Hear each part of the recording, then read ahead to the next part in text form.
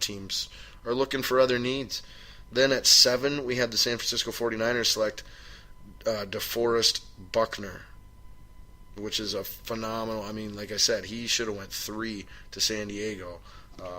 Niners get him at 7. They also run that 3-4 type of defense where he's going to be a great scheme fit. He's an Oregon player who played his freshman year while Chip Kelly, new head coach of the 49ers, was there. So should have been. I should have had the Niners looking Buckner all the way, connecting that Oregon tie tighter. I apologize for that. I had them addressing the bigger area of need in the secondary with Vernon Hargreaves, who was still available.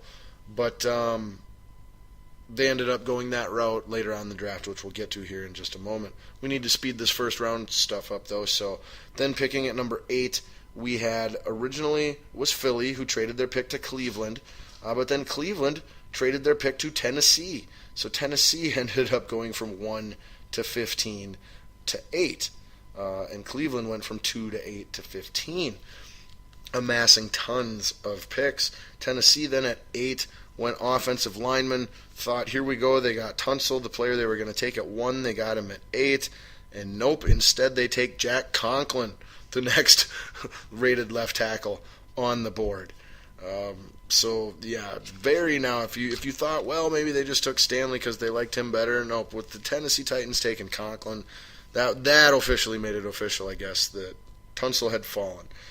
Then at 9, we had the Tampa Bay Buccaneers set to pick, but they traded down 2 spots to 11 with the Chicago Bears, who traded up to leapfrog the Giants to take their coveted linebacker Leonard Floyd.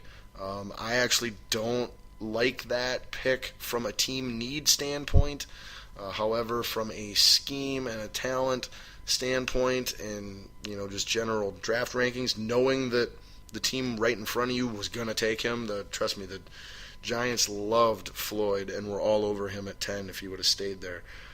So the Bears get the guy they wanted, only had to give up a little bit to get him. I just don't know that that's the area of their team that they should have been looking to improve with their first pick in the draft, but that's just my opinion.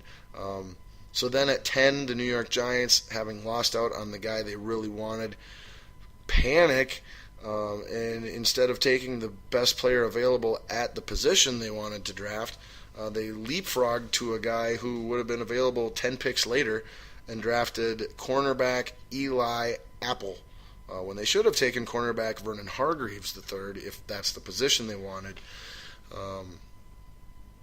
And like I said, Eli Apple wasn't going before pick. Boy, gee, where would he have went? The next defensive back was taken at 24, who was rated higher than Eli Apple on almost every player ranking, too, by the way. So they had plenty of room to trade down and still get that player. Bad move, but get to that more in grades. Then Tampa Bay, sitting at 11, takes their number 1 guy that they wanted all along, assuming that they couldn't get Jalen Ramsey.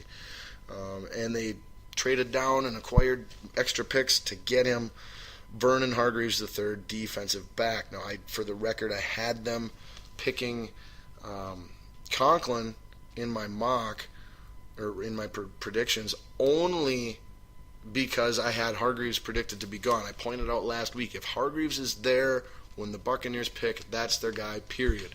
So partial credit for me on that one. Then at number 12, Saints making a good pick as far as area of need. But again, I feel like this is a guy that was reached on. They could have moved 5-10 spots down, still got their guy. And maybe they didn't even have the right guy identified. That's another question mark with these picks. But New Orleans Saints select defensive tackle Sheldon Rankins. Then at 13, the Miami Dolphins finally put Laramie Tunsil out of his misery and select him. They didn't really need any help on the offensive line, but they can probably plug him in right away at right tackle and then maybe eventually move him over to left tackle. Although don't be surprised if things just don't work out for him in the NFL. A lot of red flags that can cause more red flags, in my opinion. Then moving on to 14, maybe the biggest reach in the first round, the Oakland Raiders select safety Carl Joseph. Now, don't get me wrong, Carl Joseph is good. We're looking at somewhere between 20 and 50 for him, and whatever other safeties were deemed as the top. But that was all we heard for the last 3-4 months, when it's all just, scouting and mocks, and we're just force-fed this. All we heard the entire time is that there's no safety in this draft worth taking in the first round. They're all, there's a bunch of, it's a deep safety draft, but nobody stands out. Nobody's a first-round guy. There likely won't be any taken at any point in the first round. If they are, it'll be late. And so what happens? We get 2 selected in the first, 17 picks. First 17 picks. First half of the first round. 2 freaking safeties taken. How can... all these quote-unquote experts, seriously, just shut up. You don't know anything, obviously. Like, how can 2 guys at a position go in the top 20, and literally the top 30 leading experts say no one at that position is going in the top 30, let alone 2 in the top 20? And then, even if they were lucky enough, to go, 1 or 2 safeties are going in the first round, the 2 that did weren't even the ones identified in half of those lists. So, just really, the safety position is a good example this year of the mocking and scouting quote-unquote experts failing us somewhere every year. And my apologies to not getting balls deeper to the bottom of that before it was too late. I'll try and do better next year. So then at 15, which originally was LA, then Tennessee, then Cleveland, the Cleveland Browns select the first wide receiver in the draft, Corey Coleman. I believe that's a good pick for them. I compare him to an Antonio Brown type of guy, maybe a Percy Harvin, Tavon Austin, something like that. Steve Smith would be another example. Dude's only 5'10", he's super strong, runs phenomenally well with the ball after the catch, both quickness, agility, and strength and power. Considered to be a playmaker. And like I said, it's the Browns. They're playing in a division that's got Antonio Brown just torching everyone every week. And they had no wide receivers at all. Like, why bring in a quarterback if you got no one for him to throw to? If he's a young guy, how do you expect a young quarterback to come in and develop if he's got no weapons? So they went out and made their first pick a weapon, and I think that between 15 and 25 was the right place, appropriate place for the first wide receiver to be taken off of the board. And I think that they're going to get the most out of him for their team needs as opposed to all the other wide receivers. Now, the wide receiver position, this was another one a lot like safety, where we saw the actual team's assessments and rankings at this position prove to be much different than the consensus scouts and mockers that we look at.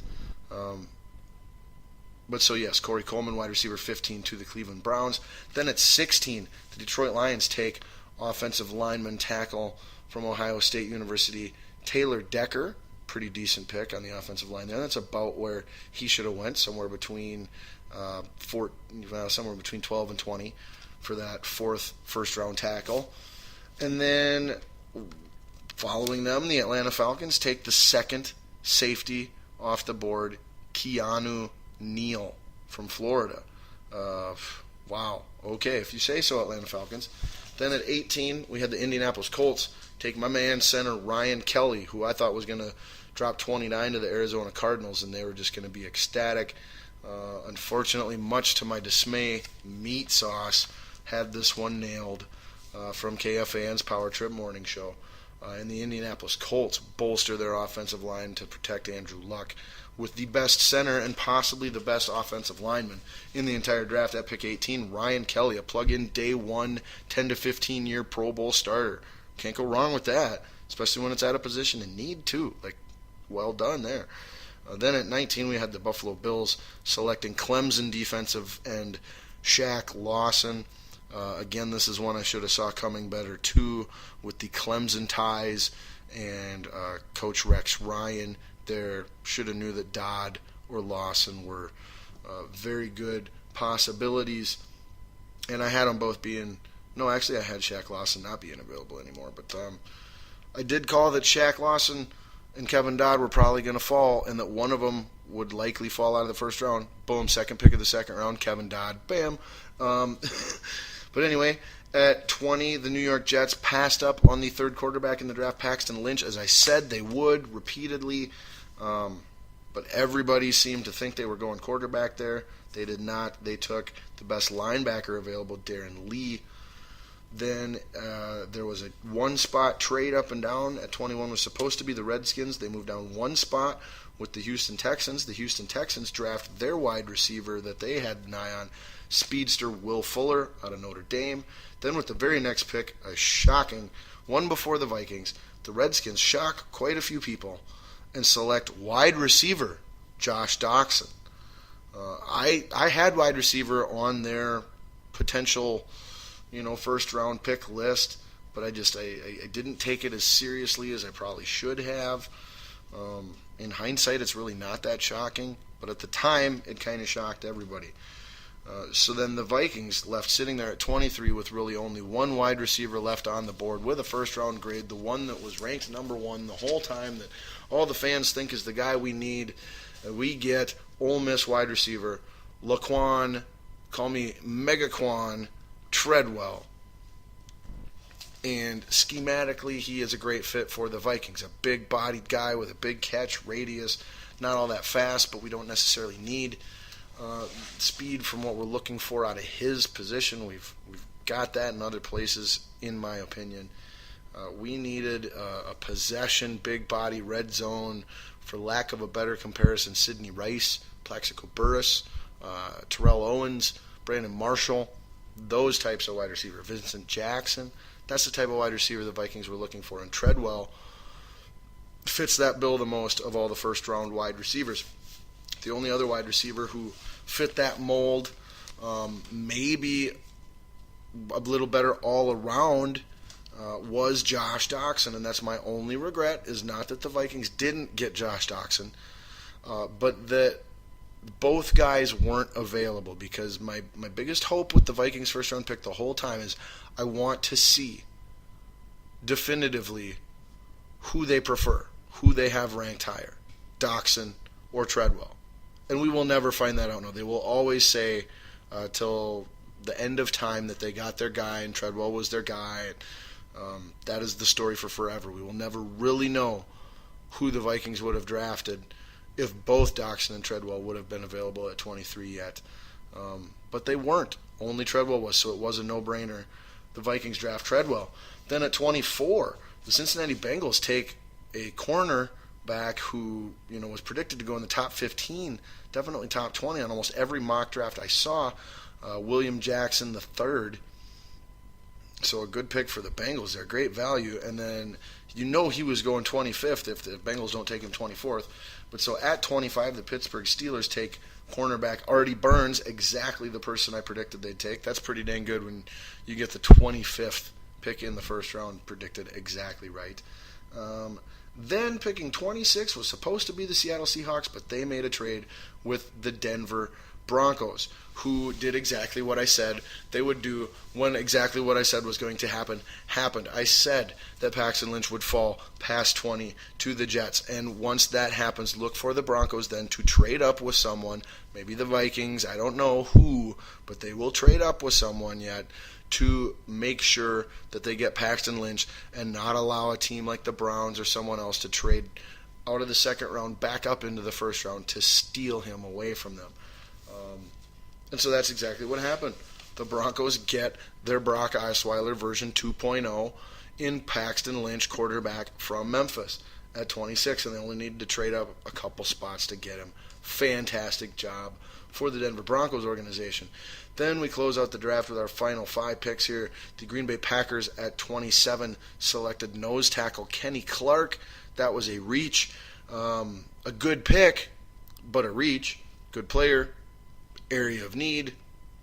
You could have traded down 20 spots and still got the same dude. maybe you could have maybe you got him